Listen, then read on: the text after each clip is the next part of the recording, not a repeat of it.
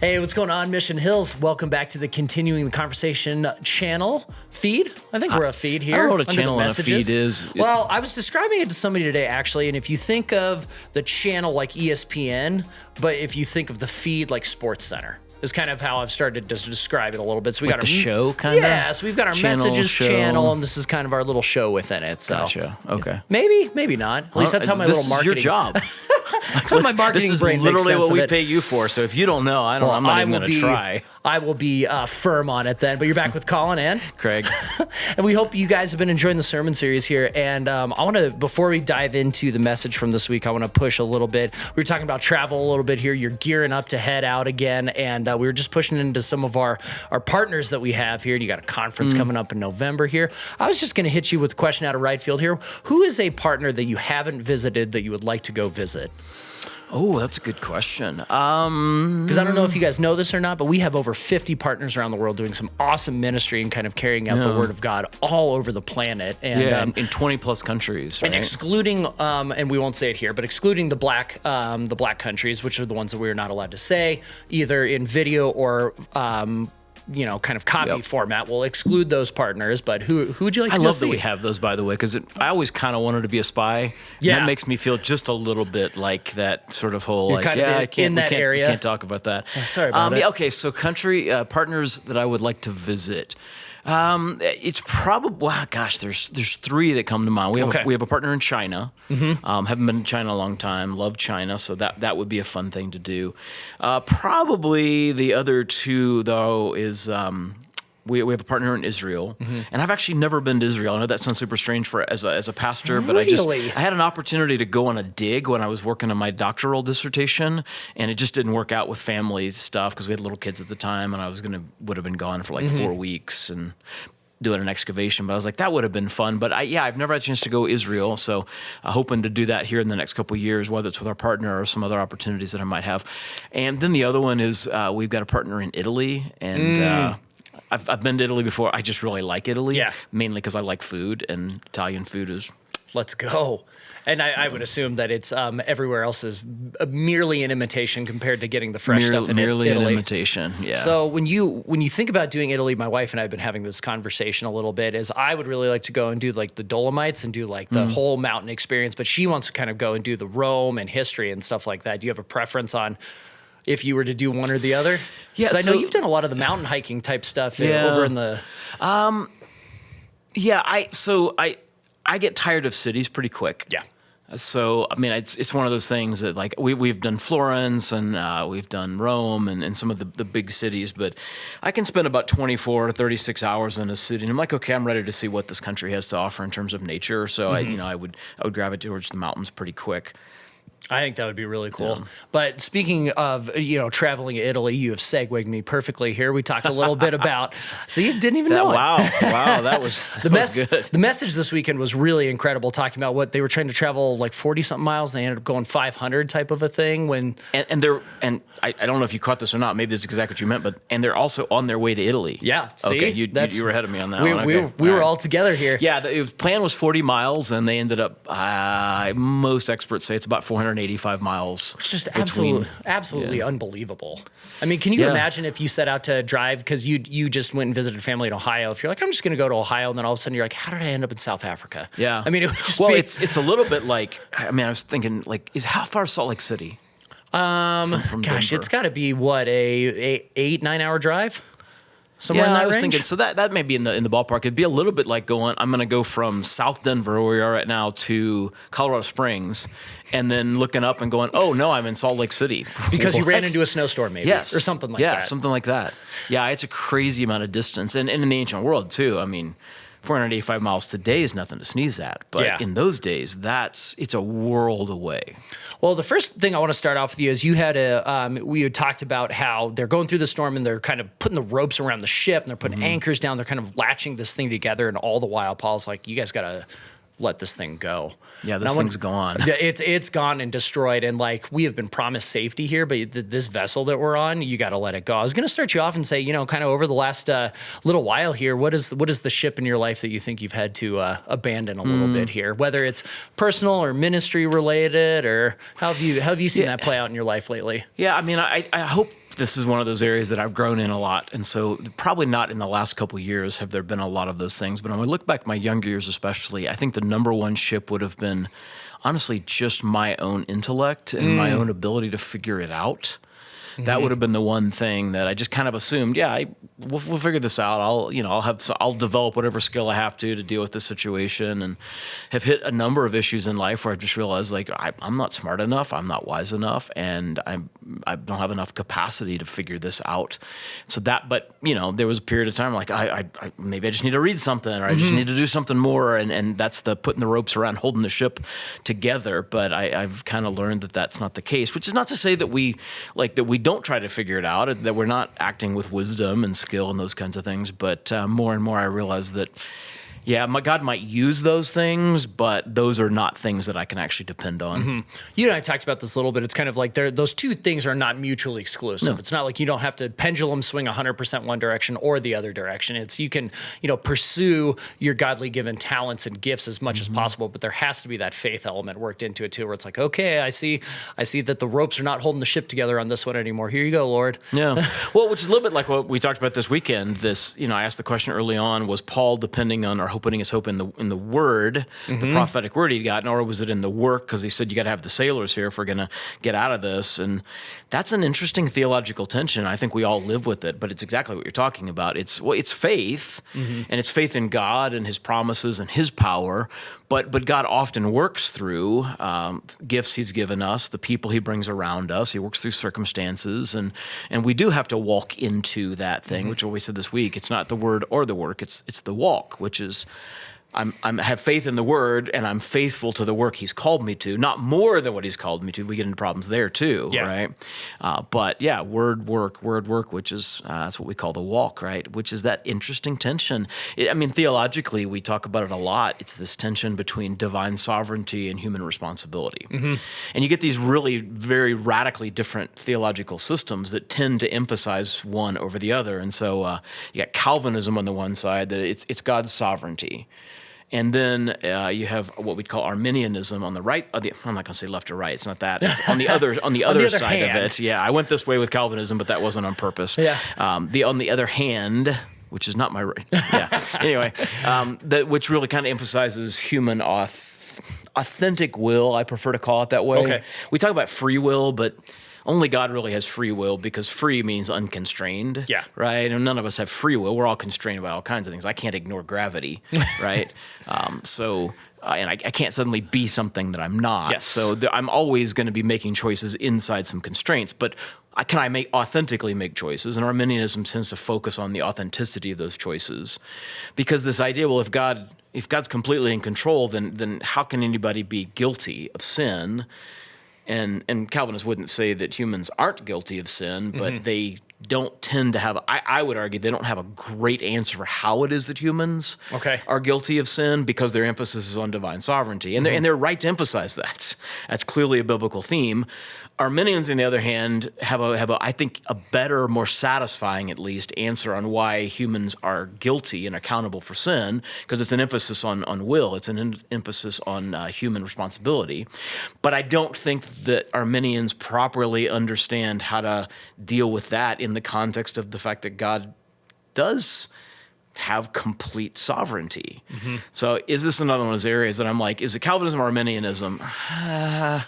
I think both sides are kind of asking some of the wrong questions. A lot of times the answers we give depend on the questions we ask.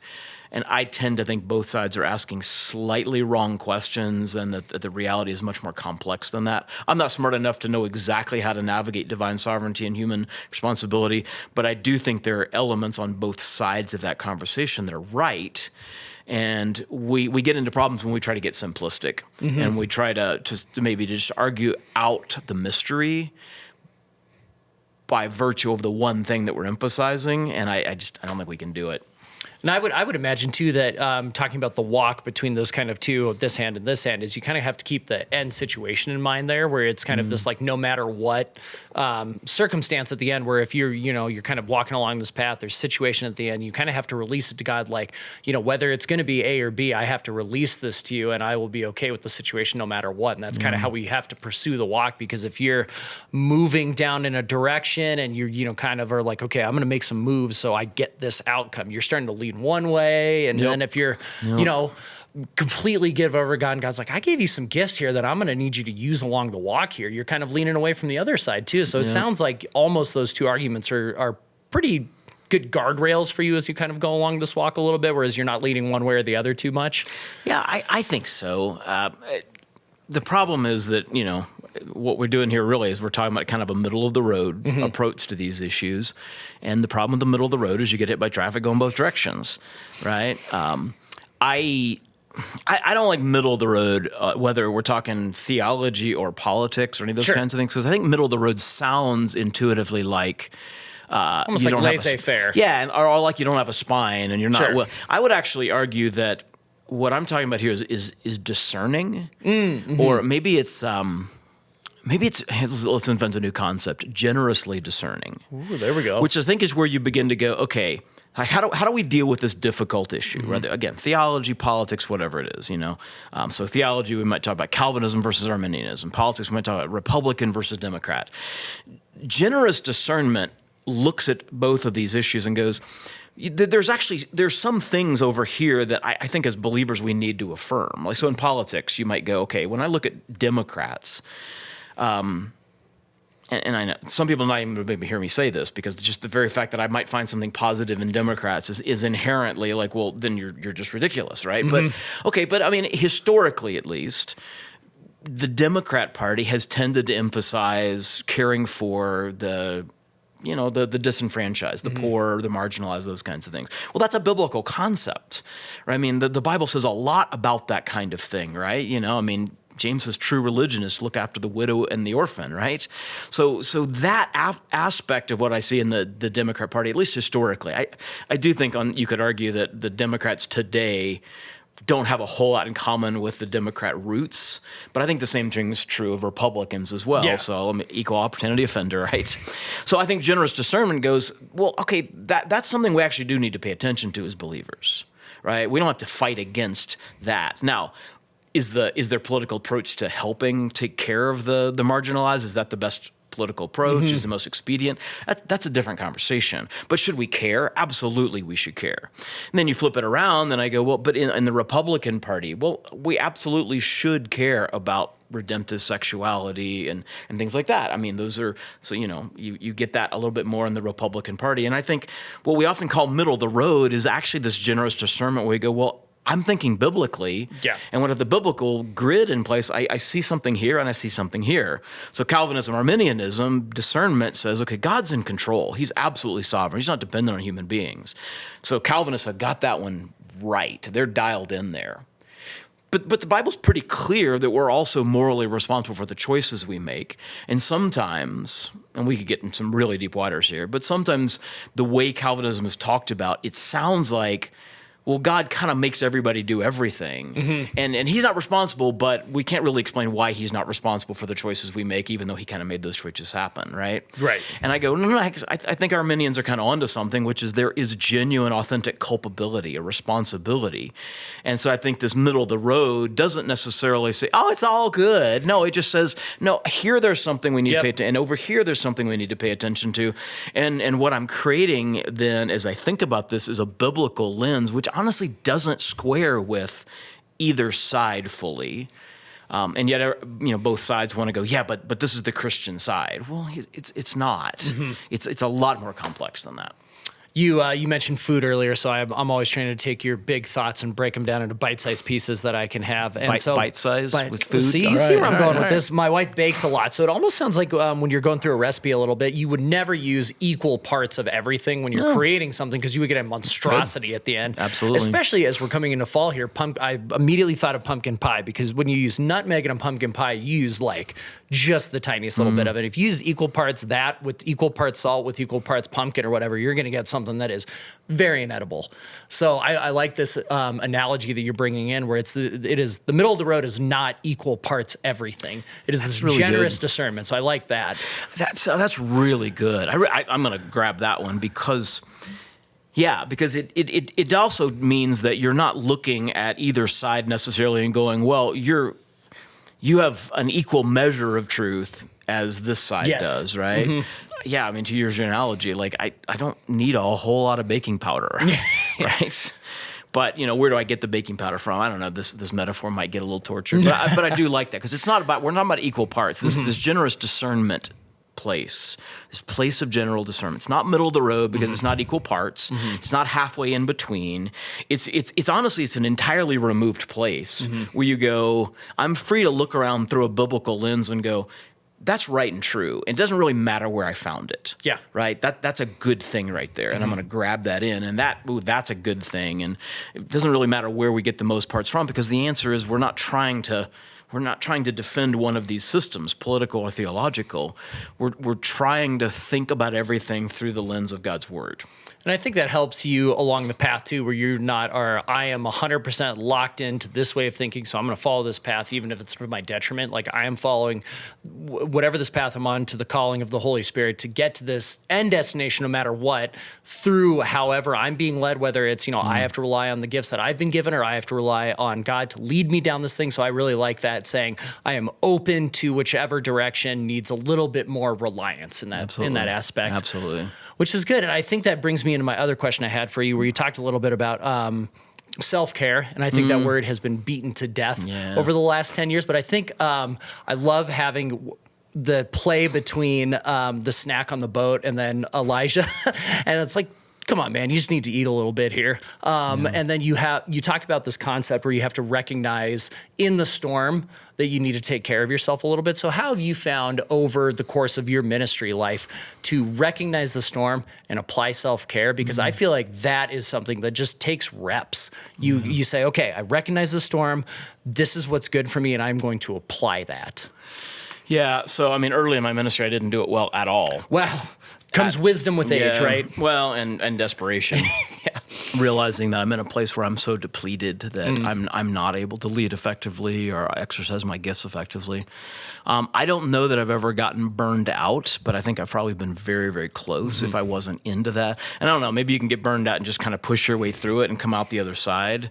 But I definitely have had to learn a lot about that. I think early on that I had this sort of mistaken, misguided sense that, well, Jesus gave it all, so I have to give him my all, right? Yep. Which is true. I mean, he needs all of my heart and all of my soul, right? But that doesn't necessarily mean that I live in such a way that I'm constantly in a state of depletion. I mean, it's not what Jesus did. I mean, Jesus had infinite resources, and yet he took rests. He took naps, sometimes at inappropriate times from the disciples' perspective, right? So, like, the model of Jesus is, like, it's okay to, like, kind of wear yourself out healing people and helping people, but then also to go, I know there's still people to be healed and helped, but I'm going to go for a walk. I'm going to withdraw by myself and pray and those kinds of things. So it's taken me a long time to learn that. And it's interesting. I was talking to a high-level leader yesterday who's just killing it in ministry, but noticed that she was just kind of tired. And so we were having a conversation about this, and I was saying, hey, one of the things that I've learned, it was one of the hardest things that I had to learn, was that as you rise in leadership, self-care, and I'm with you, I don't love that term, right? Sabbath, that sounds more spiritual, doesn't it? It sure does. Or a lot of times the way I talk about it is managing your margin. Right? Yes. So we talk about with the staff a fair amount using that language. As you rise in leadership, the task of managing your margin actually becomes a more and more important part of what you're doing, because leaders aren't always just getting specific things done. They're casting vision, they're charting the course, and they're also preparing for the storms that are going to come as you move forward, right? And so I have realized that, like, COVID really helped me see this. Like, nobody saw that in the horizon. It was a massive storm. It was a hurricane. It was absolutely exhausting. And I probably did not go into it healthy enough to be able to lead really well. By the grace of God, we got through it, and there were great leaders around that were able to help us do that well together. But I sort of realized coming out of that, like, there's going to be those storms. I don't know what the next one's going to look like, but it's going to happen. I mean, a recent one was just all the political upheaval that's going on, and I handled this one much better. And I actually think I led through that much better, the most recent political stuff. And it was because I've been managing my margin. Like, that's part of my job, is to make sure that I've got, I talk about margin as it's like the gap, it's in like the gap in the shocks on your car, right? It's the space between what is available to me and what's asked of me. And as long as there's a margin there, you can hit a pretty big bump and you're going to be okay. If you've got no margin, one bump and stuff starts coming off the car, right? Yep. The muffler goes, which means I say things I shouldn't have said. So yeah, I think actually this most recent season, I had learned a little bit about this is part of my job, is to manage my margin for when those crises come, for when those really hard moments come, so that I can handle them with spirit-filled grace and wisdom rather than just reacting emotionally, because emotions tend to rise when there's not much margin. At least that's what I've kind of noticed, and it's rare that leading out of emotion or reacting out of emotion is the wise thing to do. So this is something that I've learned a lot over the years, and so let's talk about managing the margin rather than self-care, although it practically kind of comes out to a similar kind of a thing. Yeah. No, I think that's really good. When you were talking about that, it's kind of like what I do with my gym routine. I tell people I go to the gym for 90 minutes. I go, you work out for 90 minutes? I go, absolutely not. I spend 10 minutes rolling out and stretching at the beginning to build that margin into what I'm actually going to do. I'll run, I'll stretch more, then I'll lift, and then I'll do a stretch at the end. So those stretching and that active recovery is the margin that I've built in. So you're looking at these giant projects and you're like, wow, Craig, you've got all this time to figure this thing out. Like you gotta push those shocks together, whatever. You're like, I have built in this safety net into that process along the way. So I'm not rubbing up against itself there. Yeah. So that's really good. So what that looks like for me just practically is, first off, it's Sabbath. It's figuring out, I mean, God said that you need to have this rest built into your life. And so Friday is Sabbath for me. I try really hard not to do anything related to church. I can never really shut it off. I'm always processing the next sermon message and that kind of a thing, but try really hard. And the team knows, don't text them. They know if they're going to send an email, they're not going to get a response back. If they text me, then it's emergency and I have to jump in and deal with it. But they try to avoid those kinds of things on Fridays as much as possible. So Friday's Sabbath. But here's part of the trick that I figured out. There's rest, and then there's restoration. And rest is only 1/3 of restoration, and restoration is really key, because if you run your car out of gas, it'll rest, but it's not going anywhere until you put something else in the tank. That's restoration. So sometimes we just rest, and we get up and we're like, I don't feel much better than I did, And so I've had to find, what are the things that actually put something back in my tank? What are the things that bring me joy? What are the things that somehow just add fuel to the tank? So woodworking is a big one for me, and it took me a while to figure that out. I had to experiment with some things, but that was the one that I started realizing, I can lose track of time in this and feel a deep sense of satisfaction. And even though I'm physically tired when that's done, spiritually, I'm actually like, I feel good. Nice. I did this, which is nice, because in church ministry, you don't always get to go, I did that and it's done. And woodworking, it's nice. I made it. It's finished. It's polished. It's on Etsy. Oh, it's sold. Perfect. That's kind of, Craig Rochelle has the Getmo, which is good enough to move on, which I feel like is kind of how we live by the seat of our pants in ministry sometime. And I want to talk directly to the audience here. I want you guys to hear it here first. Craig turns his email off on Fridays. So you hustle culturists out there, it's okay to rest. I want to re-emphasize that there for those people that think they have to respond to everything immediately. So I think that is good leadership. And just practical leadership things, we have tiered communication methods, right? Yes. So if you haven't thought about that, you should think about that. So we know that, like, email, that's 24 hours, but if it's on the weekend, it's not going to be 24. It's next business 24 day. 24 hours of work hours. It's basically next business, within the next business day. Then we have Slack. We use Slack a fair amount. A lot of us do. And Slack is kind of, that this would be nice today if we can get to it. I rarely let Slack sit before I leave. That's one of my kind of wrap up as I'm leaving the office things. And then there's text. And text is, I really need an answer right away. And you have to train the people you're working with so that they don't text you next Thursday, a week from now, we're going to order lunch. What would you like? That's not a text. It's not a text That is absolutely combo. not a text. That is an email right there at best, you know. But once that's kind of part of the rhythm of your organization, then that becomes really helpful. So, you know, it's not like I have to leave my phone somewhere else because I know nobody's going to text me with non-important kinds of things. Yeah. We have that on the communications team too, which is nice. So if I get an email at like 4:57 on a Friday, and then I get a follow-up email at 8:13 on Monday, and they go, "You've had 3 days." I'm like, no, I've actually had 16 minutes to respond to this. So to keep that in mind as you move forward here. But Craig, you want to give us just kind of a 30,000 foot of what we can expect coming this week here? I know you're off, but just as we can kind of continue the series here. Yeah, we're going to talk about belonging and the church and God's plan for us in community kind of thing. Jeff's just got the message this weekend. He's going to do a great job.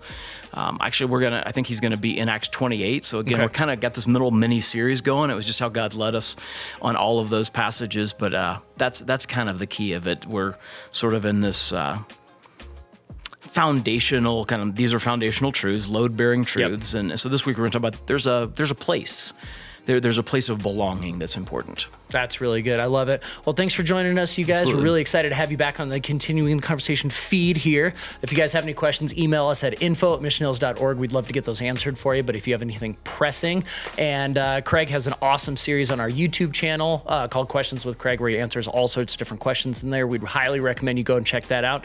And if this is your first time with us today, head back and listen to the rest of the message series. We have some wonderful nuggets in there as we kind of build out these biblically founded truths here throughout the sermon series. So we're really excited to see where we go next, and excited to have you today. God bless. This podcast is hosted by Colin McFarland along with Craig Smith. We are mixed, edited, and produced by Zach Anderson. Our creative director is Colin McFarland. Maddie Brower is our SEO and copy specialist. The Continuing the Conversation feed is part of the Mission Hills Podcast Network in Littleton, Colorado, and available for download wherever you get your audio and video podcasts. Thanks for listening.